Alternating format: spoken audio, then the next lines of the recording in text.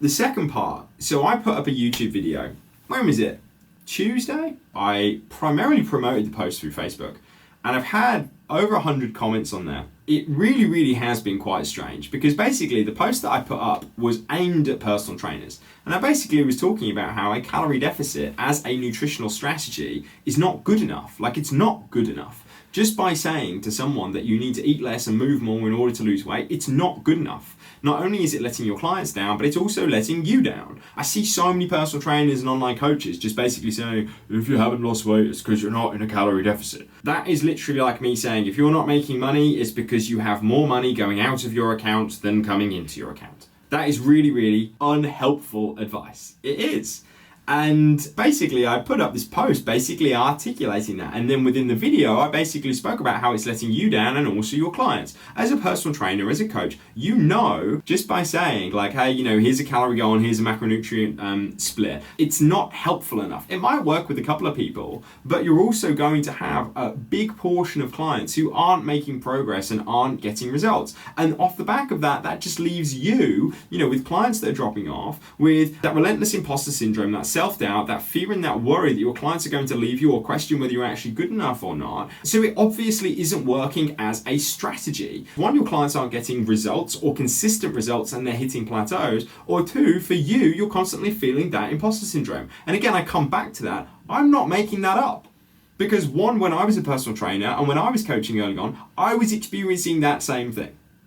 And secondly, I speak to hundreds of coaches consistently who come to me with that same experience. And then when I go and teach them about low carb, when I go and teach them about lowering insulin, do you know what happens? Two things. First of all, their clients start miraculously getting results without lowering calories and without doing more exercise, while eating foods that are higher in fat. Their clients start getting results to the point where they're losing, you know, up to 10 to 14 pounds of body fat every 28 days, without tracking macros, without counting calories, without lowering it. That happens. Not only does that happen with their clients, it used to happen with all of my clients. But then secondly, I get all of these personal trainers, all of these online coaches who have worked with me, gone through the whole process, and they're like, I don't feel that imposter syndrome anymore.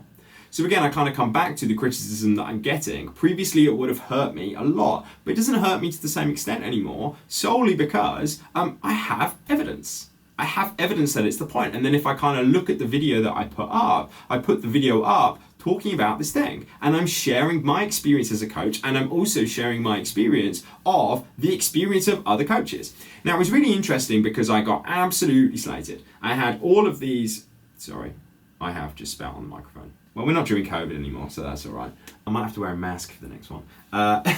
Anyway, if I look at kind of the criticism that I got, it was kind of a 50-50 split. I had 50% of people who were people that I was expecting. I was expecting the calorie deficit crew to come in and basically just get incredibly aggressive with their lynches and their mobs and their fires and all this sort of stuff. And that happened. But then what was really interesting as well, that I had another 50% of people who were getting quite aggressive towards each other actually, who were saying that like, well, I tried a calorie deficit, I tried tracking my macros, I tried eating less, moving more, I've been to Slimming World, Weight Watchers, I've had PTs, I've had dietitians who all put me on a low-fat, high-carb diet, got me counting my calories, and it didn't work for me. Like, it didn't. It was really interesting because there were people really kind of getting, aggressive towards each other. And I want to kind of share to you here that if that YouTube video had been put up and I got those comments 3 years ago, I would not have slept for about 5 or 6 days easily. I would have been panicking, I would have been worried, I really would have felt like an immense amount of pain from it. But this time around, I kind of haven't. I'm almost kind of like, well, two things have happened. One, I've kind of laughed at some of the stupidity of the comments. And also, I've been really, I felt really sad. I felt really sad that this is the state of the industry, because this is something that I do feel very, very passionate about, and I really don't like. If I look at the majority of comments that I actually got, and I don't care about the comments for myself, but I felt quite sad that this is what is happening and that it's okay to happen. The majority of posts were also from people who were tagging a very influential person on social media. He's got 155,000 followers on Instagram. And they were tagging him in the video. And this guy, if I kind of put it down, basically some loudmouth meathead who's just kind of just spouting off the, if you're not losing weight, you're in a calorie deficit. I'm not going to name this person or call them out, but they were just tagging him in there. What they were tagging him to do was that they were tagging him to basically say, like, I want your thoughts and I want your opinions. And if I look through his content, the majority of his content is basically the classic, I'm filming myself and I'm just going to slag someone else off to get reach, to get impressions, to get likes. For some reason, it is okay for people to go like, right, what I actually want is for someone else to criticize someone else. And what's really sad is that if we actually look at one of the core fears, if you've been listening to this podcast for a long time, it is my favorite book and the most influential book that has had a huge impact on my life is Napoleon Hill's Think and Grow Rich. And he basically talks about the primary thing that causes people to have a negative experience of life. He basically talks about it as being fear. And at the top of the primary fears that people experience is the fear of criticism. It is the fear of criticism. Go and find me someone who does not have this deep-rooted, at some point, a deep-rooted sense of a worry about being criticized. We don't like it. No one likes it. And I think it's sad that there's a lot of people there who obviously will also share that fear of criticism, who are also calling for other people to be criticized. And to be honest, it kind of took me back to school. It kind of took me back to almost kind of the playground, where it's like, what we're actually going to do is we're all going to gang up together, and the way to make me feel more heard, more seen, and more accepted is to tear someone else down. And it kind of brings me to the other part, which is the thing that I personally think is the most disgusting part about the fitness industry, the most disgusting part about Instagram, about YouTube. And it's been going on for a fair few years now, which is the fact that so many people and so many coaches and influencers are making their money, they are making their career off the back of going, the way that I'm going to have the tallest building in town is by tearing everyone else's building down. The way that I'm going to have the biggest, brightest burning fire in the camp is by pissing on everyone else's fire. Now, in marketing, there is a concept called throwing rocks at the enemy. One, you're throwing rocks, or you want to create the us versus them. So you could potentially see it through the lens of when there are people who are throwing rocks and taking advantage of throwing rocks, so to speak, you could see that as marketing genius. You go, oh, well, you're a genius. Like, you're doing really, really well, and that makes so much sense because, it's an insanely polarizing message and people love that. I personally see the way that it's being gone about in the fitness industry actually as a sign of weakness, because I see it as, how little of yourself do you think of yourself that you feel that the only way for you to actually get engagement in your content, the only way for you to actually become influential, the only way that you feel that you can become a authoritative figure is by tearing everyone else down. And I kind of don't really see who that really serves. First of all, if I look at, a lot of the younger coaches out there who don't quite have the level of experience yet, who don't quite have the hardened shell, and again, I kind of spoke about earlier, that evidence and that ability to accumulate your confidence off the back of the evidence that you've got, they may not have that yet.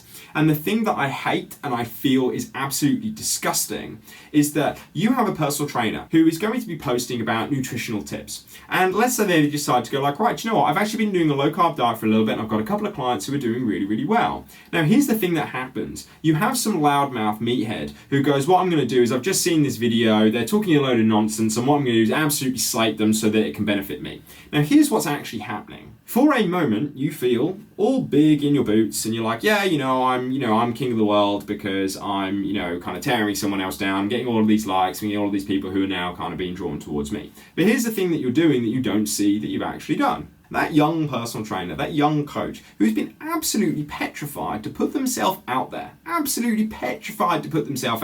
fear of criticism, their fear has been confirmed. They have just been absolutely slated. They are being posted all around the shop. And do you know what happens now?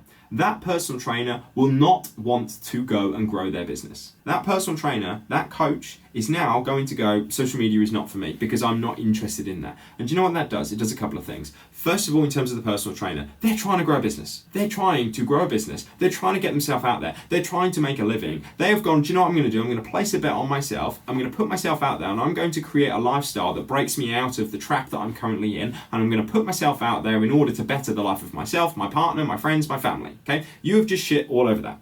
Congratulations, Mr. Big Boots. Secondly, If you actually look at what a coaching business is, what is a coaching business? A coaching business is built off the back of helping people and coaching people. So also think of all of the people in the gem pop who now are going to miss out on a potential coach that could help them overcome the legitimate problems and challenges. If that coach is not putting themselves out there, if that coach is not sharing their voice, their knowledge, and really going like, hey, here's an opportunity to be able to change your life and solve a problem that has been nagging at you for so many years, that coach isn't doing that now. There are so many clients now who are going to miss out on a coach that could potentially help them, all for someone's ego. And I just think it's really, really disgusting and really, really sad that this is the case. Now, again, how can this help you if you have been criticized or you're scared of being criticized? I think that it comes down to, it's not just about you. In terms of being criticized, I get it. It really, really does hurt, and it has hurt me over the years. But then also when you start to realize that you have a moral obligation to go and share your knowledge, you have a moral obligation to share the education to help people, it makes it a little bit easier. If you're listening to this on the podcast, you can't see it, but I've got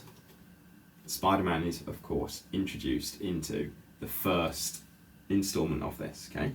So this here is something that will really, really help you in terms of your longer term mission, and it allows you to become a little bit more bulletproof to the criticism. So here, this is a doll. Yes, I am holding a doll. Okay, I am. But it's a really, really, really important doll. Why is it an important doll? Because we have two people in this doll. We have Spider-Man. We also have who Spider-Man is also known as, which is Peter Parker. So who is Peter Parker? Peter Parker is, well, basically a guy who dresses up in a costume and becomes Spider-Man. This is also actually a doll from one of the most famous Spider-Man comics that was ever produced, okay? It was also spoken about in Spider-Man 2. In this specific comic book, I'm going to kind of put it down. What happened was that Peter Parker, who's Spider-Man, he'd been Spider-Man for a while. He was fighting all of these bad guys. He was doing his duty. He was saving New York. In the process of that, he was also getting heavily criticized by so many people. And he was being heavily criticized specifically by the Daily Bugle. So the Daily Bugle is the newspaper within the Marvel comic universe, and specifically within Spider-Man. And you've got J. Jonah Jameson, who for some reason, despite all of the amazing things that Spider-Man does to help people, just wants to tear Spider-Man down. And eventually what happens is that Peter Parker starts to ask the question, like, what on earth am I doing this for? Why on earth am I taking all of these unnecessary blows, getting this unnecessary criticism for what? Like, if I actually look at my own life, I'm missing out on a relationship with Mary Jane. I don't see my friends. I'm failing my studies. I don't get paid for this. I never see my aunt. She's constantly worried about me, and I'm not happy. I'm missing out on all of these things to go and save a city that for some reason just wants to tear me down. And as you can actually see in this here, so it's it was a really, really famous comic book cover, that effectively what you have is Peter Parker walking away from the Spider-Man identity. Peter Parker decides to give up being Spider-Man. He decides to give up being Spider-Man. And he goes, I'm done. I quit. Not interested anymore. I'm done. Pete quits being Spider-Man, and the city goes to shit. The city goes to shit. But Peter Parker is happy. He's got no stress. He's got no more criticism because Spider-Man's gone away and no one knows that Peter Parker is Spider-Man. He starts to have a relationship with Mary Jane. He's able to attend her theatre shows. He takes her out on dates. He doesn't let her down. He sees his friends. He's doing really well in his studies. Life is just really, really good for him. And what happens is that the Green Goblin takes over and the city goes to ruin, and Peter Parker just continues to walk on. He goes, no, not my problem anymore. Like, you were incredibly ungrateful, not interested, I'm just going to crack on. Dr. Octopus comes along and he absolutely tears down New York City, and he goes, not my problem anymore. The longer that Peter Parker decides to just put the desires of himself ahead of everyone else, what starts to happen is it starts to kind of eat away at him and eat away at him and eat away at him and eat away at him. And there's a really, really important part where he then starts to realize that it was never about him.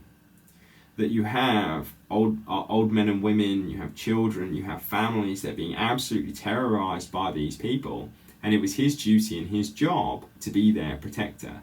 And he starts to realize that the minute that he actually put on the Spider-Man suit, he became Spider-Man.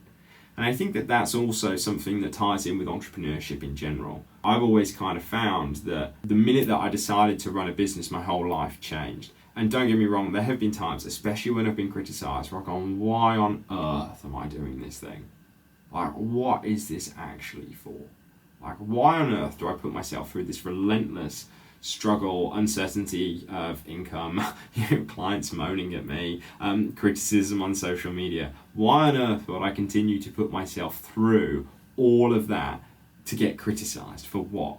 And I think that there comes a point where, especially when you're kind of centered around your own clients, and if you're early on in your journey, you may not have fully experienced this, but if I kind of look at myself, I've got a community of, just over 70 personal trainers and online coaches who are on my programs. And I also have my audience of you guys who reach out to me and share with me the impact that this podcast has on you. And I have people who see me speak on stage. And when you kind of get that and you have people who say like, I was really struggling and you really, really helped me, you start to realize that it's not really about you. Once you kind of get out of the survival mode side of things from a financial perspective where, you can make way and you can fund your lifestyle, you start to kind of move forward towards your real kind of mission with things. You start to kind of realize that it's the impact that you have on other people and how they impact you, and that fundamentally, like, as soon as you decided to be an entrepreneur, you actually put your Spider-Man suit on, and it's not a suit that you can ever really take off. So I think the point that I'm coming at and tying this back to the criticism really is there's going to be times where you're questioning, like, why on earth do I put myself through this?